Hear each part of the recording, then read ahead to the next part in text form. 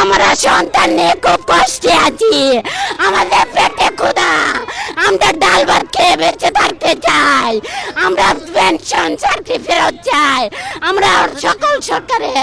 আমার স্বামী 22 বছর চাকরি করেও কিছু পায়নি, ও সেনাবাহিনীতে কর্পোরাল হয়ে 22 বছর চাকরি করে দেশে রক্ত ঘাম দিয়েছে, কিন্তু আমি কিছু করি না।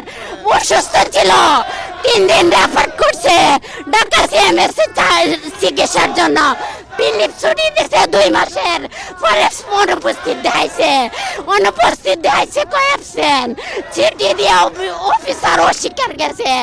আমরা সৈন্য বাহিনীরা অফিসারদের সাথে কিছু বলার নাই, মুখ বন্ধ করে দিয়েছে, অপরাধ না করলে অপরাধী। আমি জানতে চাই 22 বছর চাকরি করে কত রক্ত গামে বাংলার মাটিতে জড়াইছে আমার স্বামী। আমি জানতে চাই কি পেলাম আমরা, কি পেলাম এই বাংলার বুকে। আপনি বাহিনী সব বলে আছেন, আজ আমার স্বামী ইনফর্ম নাই।